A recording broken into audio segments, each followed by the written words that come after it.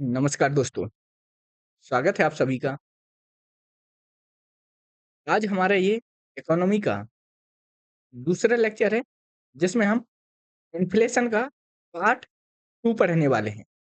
इसके पहले हम थोड़ा-सा रिकैप कर लेते हैं कि पहले लेक्चर में हमने क्या-क्या पढ़ा था। सबसे पहले तो हमने यहाँ पर देखा था कि हम जो इकोनॉमी का कोर्स रहने वाला है, उसमें हम पढ़ेंगे क्या-क्या। उसमें हमने ये देखा था, फिर हमने इन्फ्लेशन की जो क्लास स्टार्ट की थी, वो देखा था कि इन्फ्लेशन होता क्या है? और फिर हमने देखा था ये जो मुद्रास्फीति है, उससे किसको हानि होगी और किसको लाभ होगा, ये जाना था। फिर हमने जो महँगाई है, मुद्रास्फीति, वो किस कारण से हो सकता है, उसके कारक कौन-कौन से हैं, उसको जाना था। पहला कारक था लागत जनित कारक, दूसरा कारक था माँग यदि बढ़ती है तो उसके कारण, तीसरा था यदि वेतन बढ़ता है तो उसके कारण। फिर हमने और भी अन्य कारण देखे थे। जैसे यदि आयात-निर्यात की स्थिति में यदि परिवर्तन होता है, तो उसकी वजह से समस्या हो सकती है। कच्चे तेल की कीमत यदि बढ़ती है, तो तो मुद्रास्फीति हो जाएगी। यदि सोने की कीमत बढ़ेगी, तो मुद्रास्फीति हो जाएगी। कोविड-19 की वजह से जो सप्लाई चेन थी, उसमें डिसरप्शन हो गया था। उसके चलते मुद्रास्फीति हुई थी। यदि ट्रेड वार ट्रेड वार व्यापार युद्ध होता है तो उसके कारण भी मुद्रास्फीति हो सकती है। फिर हमने देखा था जो मुद्रा किसी अन्य करेंसी के चलते यदि उसमें गिरावट होती है तो क्या है जो हमारे देश की वस्तु हैं वो अत्यधिक मात्रा में निर्यात होगी। जिसके चलते हमारे जो देश है उसमें वस्तु की कमी हो जाएगी, जिसके चलते भी मुद्रास्फीति हो सकती है। फिर हमने देखा था जो मुद्रास्फीति के जो स्तर हैं, इनके बारे में। पहला था क्रीपिंग इन्फ्लेशन, दूसरा था वॉकिंग इन्फ्लेशन, तीसरा था गैलोपिंग, चौथा था हाइपर इन्फ्लेशन।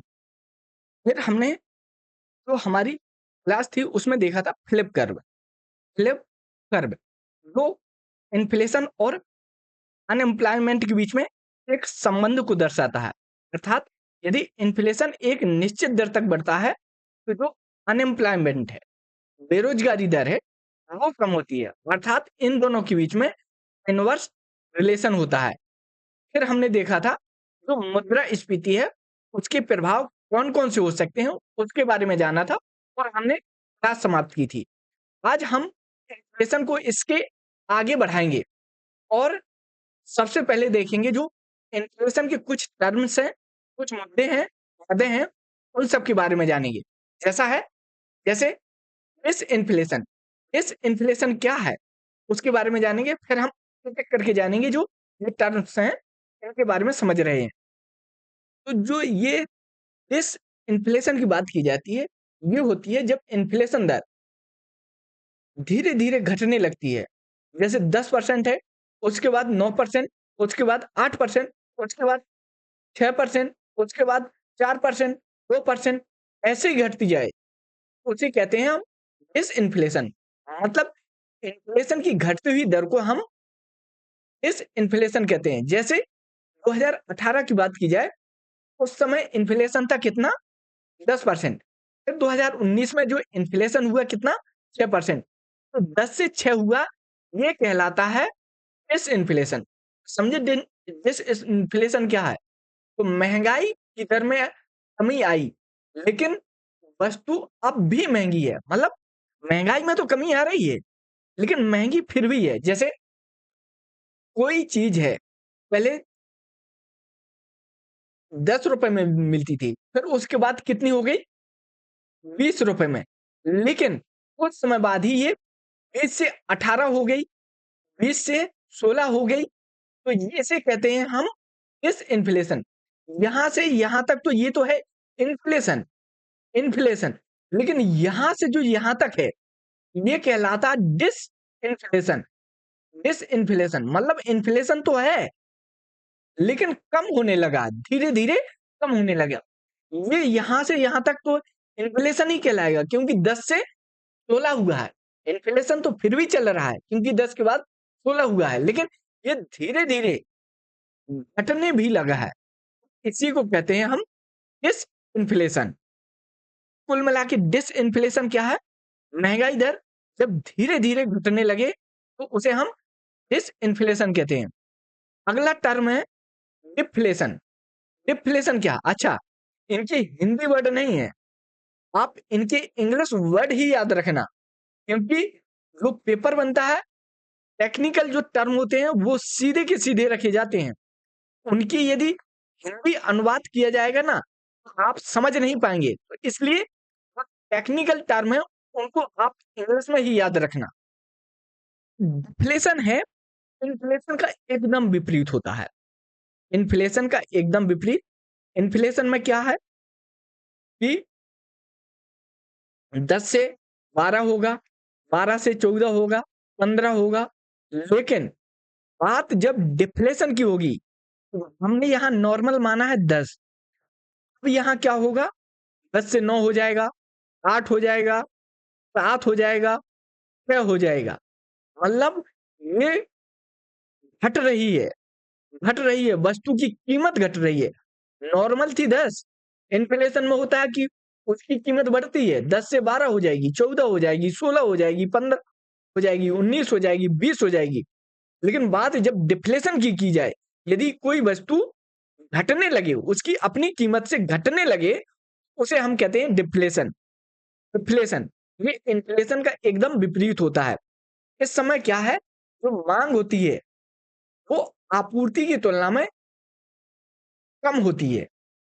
तो यहाँ पर बात की जा रही है कि जो मांग की तुलना में आपूर्ति अधिक है, या मांग की तुलना में आपूर्ति अधिक है, या हम ये बोल दें आपूर्ति की तुलना में मांग कम है, मांग कम हो रही है, या आपूर्ति बढ़ जाए या मांग कम हो जाए, जिसके चलते इन्फ्लेशन होता है। जैसे हम उदाहरण वही ले लेते हैं, प्याज का उदाहरण। पहले मान लो जनसंख्या है 100, अब इस समय प्याज उग रही है 100 केजी, 100 केजी उग रही है, पॉपुलेशन सेम रहेगी, पॉपुलेशन सेम रहेगी 100 ही, लेकिन प्रोडक्शन जो उसकी आपूर्ति होनी चाहिए वो बहुत बढ़ जाती है, सीधी 500 किलो इसका उत्पादन हो गया। तो अब ये सोचो, यदि सप्लाई बहुत ज्यादा बढ़ जाए तो क्या उसकी कीमत घटेगी? नहीं। प्याज मारी मारी फिरेगी कि नहीं? तो उसकी कीमत घट जाती है। तो यही है, यहाँ पर जो सप्लाई है वो बढ़ जाती है, किसकी तुलना में? डिमांड की तुलना में। डिमांड तो वही है, 100 आदमी ही मांग करेंगे, यहाँ भी 100 आदमी ही मांग कर रहे थे, लेकिन यहाँ पर सप्लाई बढ़ गई है, सप्लाई बहुत ज्यादा बढ़ जाती है, जिसके चलते इन्फ्लेशन होता है। तो यहाँ पर क्या है कि जो मुद्रा के मूल्य में निरंतर वृद्धि होती है, जो मुद्रा का मूल्य है, देखो वस्तु के मूल्य की बात नहीं की जा रही, इस बात को समझना, ये लाइन बहुत बेहतरीन होती है। यहाँ पर मुद्रा के मूल्य में वृद्धि हो रही है, लेकिन जो वस्तु और सेवा के मूल्य है ना, उसमें निरंतर कमी आ रही है। यह जब यही बनी रहे, धीरे धीरे जब मंदी बढ़ती जाएगी ना, धीरे धीरे डिप्लेशन होता जाएगा, एक समय बाद क्या मंदी का ये रूप धारण कर लेगा। देखना, अब जो यहाँ पर बात की जा रही है ना, मुद्रा के मूल्य में निरंतर वृद्धि हो रही है, ये कैसे? यहीं पर देखो, यहाँ पर मान लो ये 10 रुपए पर केजी के हिसाब से मिल रही है, यहाँ 10 रुपए पर केजी के हिसाब से मिल रही है प्याज, सॉरी 10 रुपए पर केजी के हिसाब से। 1 केजी के लिए कितना? 10 रुपए देना पड़ा। लेकिन अब यहाँ क्या है, जब बहुत ज्यादा सप्लाई बढ़ जाती है, तो अब उसी को अब यहाँ देना पड़ेगा 5 रुपया 1 केजी के लिए, क्योंकि मांग कम है, सप्लाई ज्यादा है। तो 5 रुपए में ही 1 किलो प्याज दे दी जाएगी। तो देखना, मुद्रा की कीमत बढ़ गई ना, 5 रुपए में ही उतना सामान आ जा रहा है। पहले हमें 10 रुपया खर्च करने पड़ रहे थे 1 केजी के लिए, रुपया ज़्यादा देना पड़ रहा था। लेकिन अब क्या है कि 5 रुपया ही देना पड़ रहा है। तो ही ना मूल्य की मुद्रा के मूल्य में वृद्धि। मतलब क्षमता बढ़ गई ना मूल्य की, मुद्रा की, तो यही है। लेकिन वस्तु पहले जो वस्तु 1 केजी 10 रुपए में मिल रही थी, अब सस्ती हो गई ना, 1 केजी 5 रुपए में मिल रही है। वस्तु और सेवा के मूल्य में लगातार निरंतर कमी आती है। मेरे हिसाब से समझ गए होंगे इन्फ्लेशन और डिसइन्फ्लेशन क्या है। दोनों को अलग-अलग डिफर रखना, दोनों को एकदम डिफर रखना, सिर्फ और सिर्फ लॉजिक लगा के रखना। रटने के रटना नहीं, बस इतना ध्यान रखना, यदि आप रटने को बैठोगे तो याद नहीं रहेगा। हमें एक समय के लिए याद नहीं रखना, हमें ये परमानेंट करना है। मेरे हिसाब से डिसइन्फ्लेशन और इन्फ्लेशन दोनों समझ में आ जाएंगे, आ गए होंगे। तो यहाँ पर जो तीसरा है वो है रिफ्लेशन। रिफ्लेशन क्या है? तो रिफ्लेशन कुछ नहीं है, जब कोई अर्थव्यवस्था डिफ्लेशन में चल रही हो, अब वो इन्फ्लेशन की ओर चलने लगी हो, तो उस प्रक्रिया को कहते हैं हम रिफ्लेशन। मतलब इन्फ्लेशन की ओर जा रही है, रिफ्लेशन मतलब इन्फ्लेशन री इन्फ्लेशन, समझ रहे हो? यहाँ पर हम कुछ उपाय करते हैं, जैसे भारत सरकार करेगी, सरकार गवर्नमेंट करेगी, राजकोषीय नीति अपनाएगी या राजकोषीय उपाय को करेगी, और जो आरबीआई है वो मौद्रिक उपाय को करेगी, जिसके चलते जो हमारी अर्थव्यवस्था है वो डिफ्लेशन में चल रही थी, अब इन्फ्लेशन की ओर चलने लगेगी। तो रिफ्लेशन है री इन्फ्लेशन मतलब दोबारा इन्फ्लेशन की ओर जाया जाएगा। कारण क्या है? हमारी भारत सरकार और आरबीआई दोनों काम करती हैं ताकि हल्का-फुल्का इन्फ्लेशन बना रहे, जिससे हमारी बेरोजगारी दर कम हो। हमने फिलिप कर्व में देखा था कि यदि इन्फ्लेशन रहता है तो बेरोजगारी दर कम रहती है। यहाँ एक नोट है, नोट वही है जो हमने बताया ना, भारत सरकार और आरबीआई क्या करती है, वही है नोट। अर्थव्यवस्था को डिफ्लेशन से इन्फ्लेशन की ओर ले जाने हेतु मौद्रिक और राजकोषीय उपाय किए जाते हैं। मौद्रिक उपायों में क्या किया जाता? मौद्रिक उपायों के तहत आरबीआई जो ब्याज दर होती है ना, ब्याज दर को कम करती है, जिसके चलते लोग बैंक से लोन ज़्यादा लेने लगेंगे।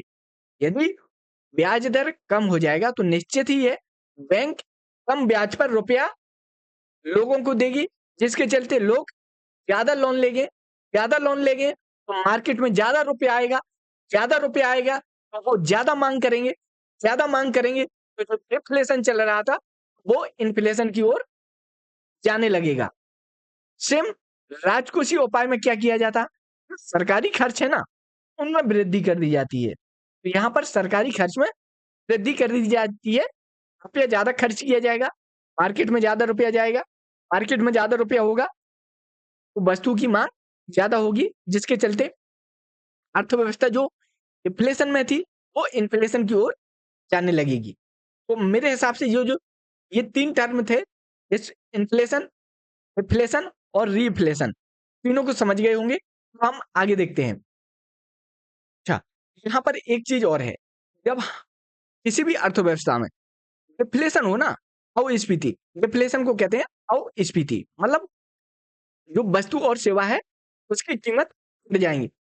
उस समय अर्थव्यवस्था में एक काम होता है कि इस समय जो मौद्रिक नीति होती है, वो निष्प्रभावी हो सकती है।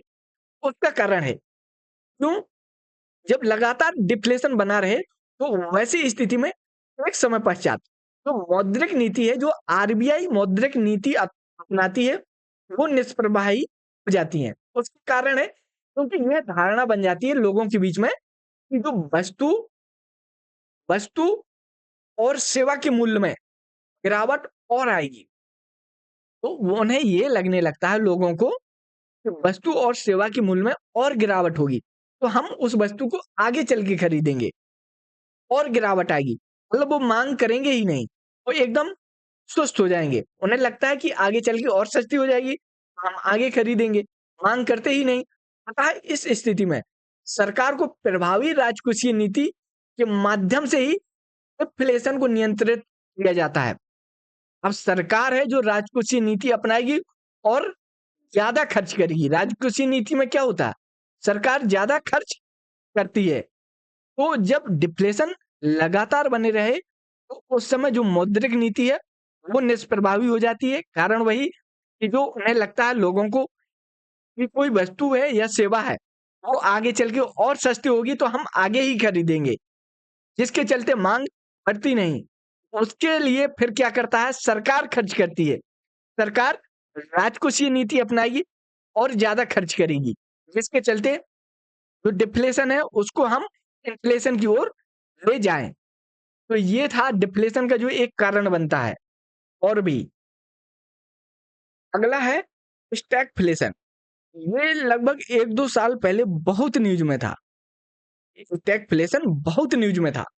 तो ये कभी भी एग्ज़ाम में पूछा जा सकता है इसके बारे में। यहाँ पर क्या होता है, स्टैगफ्लेशन में इन्फ्लेशन बना रहता है। लेकिन हमने ऊपर पढ़ा था कि इन्फ्लेशन यदि रहे तो बेरोज़गारी दर कम होने लगती है। बेरोज़गारी दर कम होने लगती है और रोज़गार बढ़ने लगता है। लेकिन यहाँ पर उल्टा होता है। इन्फ्लेशन तो रहता है, लेकिन बेरोज़गारी दर कम नहीं होती, बेरोज़गारी बढ़ने लगती है। अर्थात रोज़गार कम होने लगेगा या बेरोज़गारी दर बढ़ने लगेगी। उसके साथ-साथ जीडीपी भी कम होने लगती है। जीडीपी कम होगी, उत्पादन कम होने लगेगा, निवेश कम होने लगेगा। तो ये सारी सिचुएशन उत्पन्न हो जाए ना, तो उसे कहते हैं हम स्टैगफ्लेशन। जब कोई इकोनॉमी स्टैगफ्लेशन में बन पड़ जाती है ना, तो वहाँ पर इस समस्या उत्पन्न होती है। वहाँ पर ना मौद्रिक नीति काम करती है, ना ही राजकोषीय नीति काम करती है।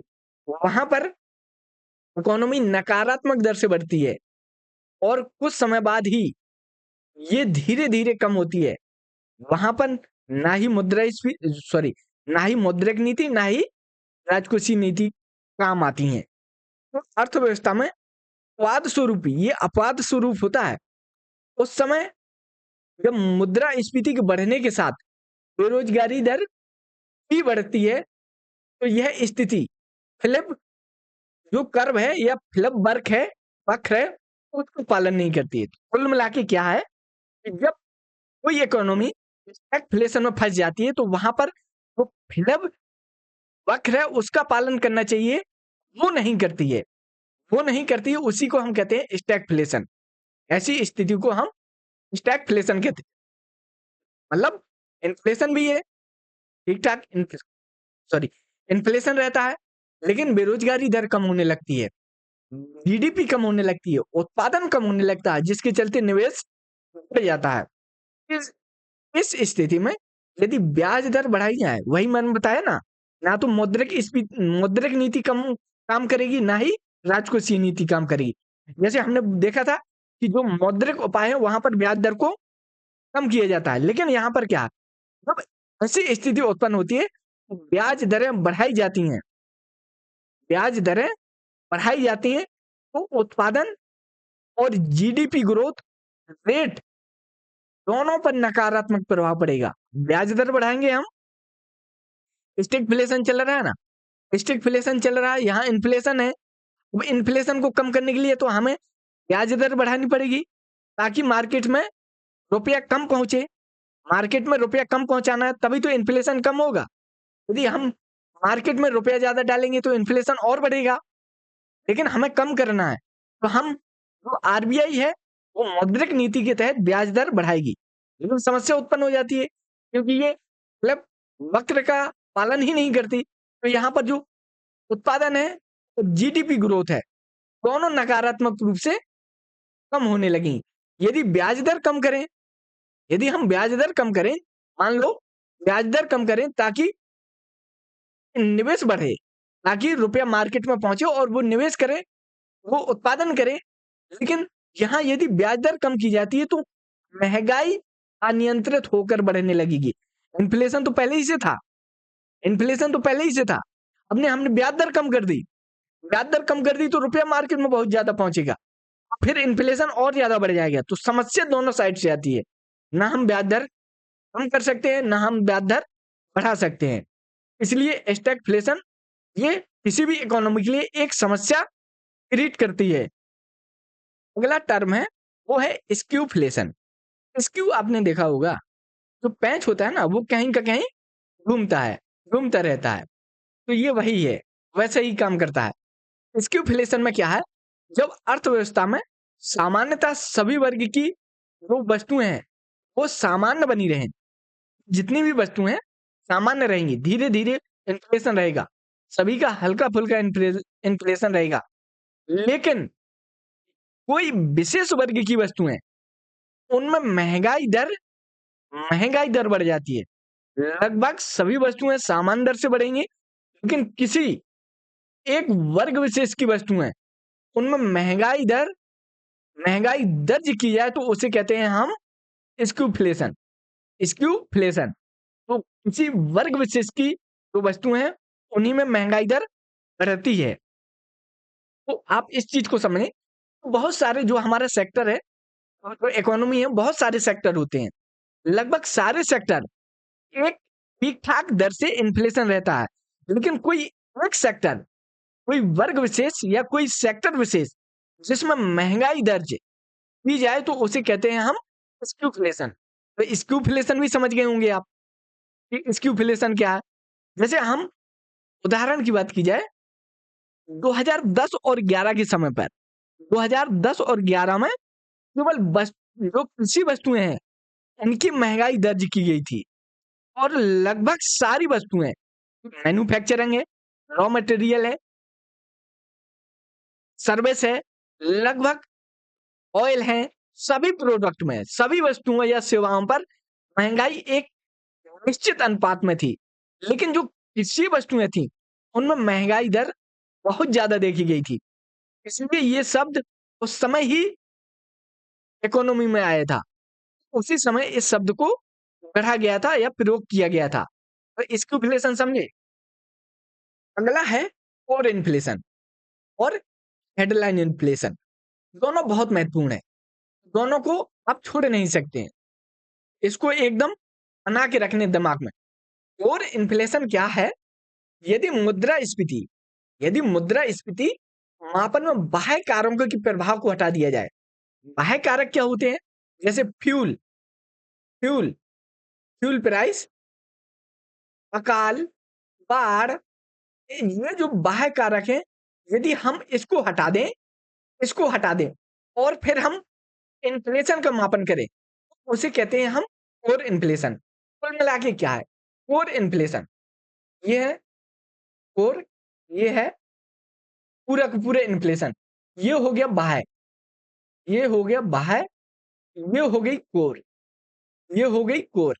यदि हम बाह्य कारकों को हटा दें, फिर इन्फ्लेशन का मापन करें, तो उसे हम कहते हैं कोर कोर इन्फ्लेशन। अच्छा, यहाँ पर एक चीज़ और नहीं जोड़ी गई, वो है फूड। फूड को भी हटाया जाता है। तो जब मुद्रास्फीति का मापन करें, बाह्य कारक में जैसे फ्यूल और फूड प्राइस जो अचानक बढ़ते हैं, फ्यूल प्राइस, काल, बाढ़, इन सबको यदि हटा दें और फिर मापन करें, तो उसे कहते हैं हम कोर इन्फ्लेशन। यदि और सिंपल रूप में करना है, तो कुल मिला के ये है, 2 चीज़ों को हटा दो, फ्यूल एंड फूड। यदि इन दोनों को हटाकर हम इन्फ्लेशन का मापन करें, तो उसे कहते हैं हम कोर इन्फ्लेशन।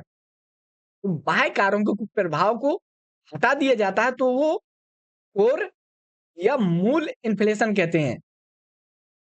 बाह्य कारक fuel price sorry fuel price, काल, बाढ़, फूड, या आप सिंपल रूप में 2 टर्म याद रखना। जो क्वेश्चन में पूछा जाएगा, यही 2 क्वेश्चन पूछे जाते हैं, इन्हीं को डाला जाता है। फ्यूल और फूड, या और फूड एंड एनर्जी, या ये आपको मिल सकता है एनर्जी। एनर्जी भी मिल सकता है। फ्यूल वही तो है, एनर्जी। या तो ये मिलेगा, या ये मिलेगा, या ये सारे मिलेंगे, कुछ भी मिल सकते हैं। कोर इन्फ्लेशन क्या है? जब हम बाह्य कारकों को हटा दें और फिर इन्फ्लेशन करें, तो वो कहलाता है कोर इन्फ्लेशन। अगला है हेडलाइन इन्फ्लेशन। हेडलाइन इन्फ्लेशन हमेशा उपभोक्ता मूल्य सूचकांक पर किया जाता है। उपभोक्ता मूल्य सूचकांक पर किया जाता है। यहाँ पर सभी चीजों को लिया जाता है। सभी चीजों को लिया जाए तो उसे कहते हैं हम हेडलाइन इन्फ्लेशन। तो सीपीआई में जितनी भी वस्तुएं आती हैं या जितनी भी सेवाएं आती हैं, सभी को काउंट करके जो इन्फ्लेशन आता है उसे कहते हैं हम हेडलाइन इन्फ्लेशन। तो इन्फ्लेशन का मापन जब उपभोक्ता मूल्य सूचकांक पर किया जाता है तो उसे हम हेडलाइन इन्फ्लेशन कहते हैं। क्योंकि कारण क्या है? क्योंकि सीपीआई में खाद्य वस्तुओं को अधिक महत्व दिया जाता है। तो खाद्य वस्तुएं होती हैं, सारी वस्तुएं होती हैं, उसके साथ साथ इसमें हम सेवाओं को भी जोड़ते हैं। तो यहाँ पर सीपीआई में मापन इसलिए करते हैं कि जो खाद्य वस्तु हैं उसको जोड़ा जाता है। हम wholesale wholesale sorry whole sorry whole price index क्यों नहीं जोड़ते हैं या थोक मूल सूचकांक को पर क्यों नहीं इसका मापन करते हैं? क्योंकि वहां पर फूड को नहीं जोड़ा जाता है, जो खाद्य वस्तु है उसको नहीं जोड़ा जाता, उसके साथ साथ सेवाओं को भी नहीं जोड़ा जाता है। इसलिए हेडलाइन इन्फ्लेशन जब मापते हैं तो सीपीआई को लिया जाता है, ना कि थोक मूल सूचकांक को। तो हेडलाइन इन्फ्लेशन क्या है? जब सीपीआई सीपीआई पर इन्फ्लेशन को मापा जाता है तो उसे कहते हैं हम हेडलाइन इन्फ्लेशन। तो उपभोक्ता मूल्य सूचकांक पर जब इन्फ्लेशन को मापा जाए तो वो हेडलाइन इन्फ्लेशन कहलाता है। एक कंसेप्ट है, जब डिफ्लेशन आता है, डिफ्लेशन लगातार बना रहे, डिफ्लेशन लगातार बना रहे तो वो रिसेशन की ओर चला जाता है। जब रिसेशन लगातार बहुत समय तक बना रहता है तो वो स्लो डाउन अर्थात मंदी की ओर जाता है। यहाँ पर एक ये रिसेशन आता है जो एक टेक्निकल टर्म है। टेक्निकल टर्म कैसे है? रिसेशन उसे ही कहते हैं जब वो निरंतर तिमाहियों में, तिमाही समझ रहे हो? 3-3 महीना, 3-3 महीना, जब 2 निरंतर तिमाही में डिफ्लेशन की स्थिति बनी रहे तो उसे हम रिसेशन कहते हैं। डिफ्लेशन जब 2 तिमाही तक बना रहे तो उसे हम रिसेशन कहेंगे। स्लो डाउन के लिए कोई परिभाषा नहीं है कि इतने तिमाही तक रहे। ये लॉन्ग ड्यूरेशन है। जब लॉन्ग ड्यूरेशन तक रिसेशन बना रहता है तो उसे हम स्लो डाउन या मंदी कहते हैं। तो स्लो डाउन रिसेशन का ही चरम रूप है। यदि अर्थव्यवस्था में रिसेशन की स्थिति दीर्घकालीन बनी रहे तथा जीडीपी जीडीपी में गिरावट दर 10% रहे तो उसे हम मंदी कहते हैं। जीडीपी में जो गिरावट रहेगी -10%, उसे हम स्लो डाउन कहेंगे। ये रिसेशन का चरम रूप है, चरम रूप है या पिन पॉइंट है, ये बोला जाए तो डिफ्लेशन भी समझे, रिसेशन भी समझे और स्लो डाउन भी समझे। ये टेक्निकल टर्म है, इसकी परिभाषा दी गई है। तो निरंतर तिमाही में डिफ्लेशन रहे, इन्फ्लेशन को हमने ऊपर देखा, ये इन्फ्लेशन का एकदम ऋणात्मक होता है, ऋणात्मक होता है या विपरीत होता है। जैसे हम डिफ्लेशन देखा था, यदि 2 महीने 2 तिमाही तक रहता है तो उसे हम रिसेशन कहेंगे। तो मेरे हिसाब से आप इन सभी चीज को समझ गए होंगे। इस इन्फ्लेशन क्या है, इन्फ्लेशन क्या है, रिफ्लेशन क्या है। रिफ्लेशन जो है उसमें जो कंडीशन बनती है उसको जाना, स्टैगफ्लेशन क्या है, स्क्यूफ्लेशन क्या है और इन्फ्लेशन क्या है, हेडलाइन इन्फ्लेशन क्या है और रिसेशन क्या है। इस सब को आप मेरे हिसाब से समझ गए होंगे। अब हम देखेंगे जो मुद्रास्फीति का मापन किया जाता है, जो इन्फ्लेशन का मापन किया जाता है वो उपभोक्ता मूल्य सूचकांक पर किया जाता है, थोक मूल्य सूचकांक पर किया जाता है। बाद में हम जीडीपी डिफ्लेटर उसको देखेंगे। हमारी जो नेक्स्ट क्लास रहेगी वो मुद्रास्फीति की ही रहेगी, लेकिन हम इन सबको समझेंगे। बहुत ही महत्वपूर्ण टॉपिक है ये सारे के सारे, जिसको हम बेहतरीन तरीके से कल समझने की कोशिश करेंगे। तो आज के लिए इतना ही, नहीं तो बहुत ज़्यादा हो जाएगा। हालाँकि क्लास 1 घंटे तक की रहेगी। आज थोड़ा समय कम था, समय का अभाव था, इसलिए 30 मिनट की क्लास ली गई है, 30-35 मिनट की। अगली बार से जो जो भी क्लास आएँगी वो लगभग 1 घंटे की क्लास रहेगी, ताकि कोर्स जल्दी हो सके। तो यदि आपको ये वीडियो अच्छा लगा है तो प्लीज़ इसको लाइक करें, और हाँ, यदि आपको ये चैनल कुछ दे रहा हो तो प्लीज़ इसको सब्सक्राइब करें, यदि मन करे तो। यदि आपको लगता है कि हाँ, सब्सक्राइब करना चाहिए, तो इसको सब्सक्राइब कर सकते हैं, हाँ। लेकिन फीडबैक ज़रूर देना, या तो आप लाइक करो या डिसलाइक करो। और डिसलाइक करो तो उसका फीडबैक ज़रूर दें कि डिसलाइक क्यों किया है। डिसलाइक से मुझे कोई प्रॉब्लम नहीं है। तो वीडियो देखने के लिए धन्यवाद। Thank you.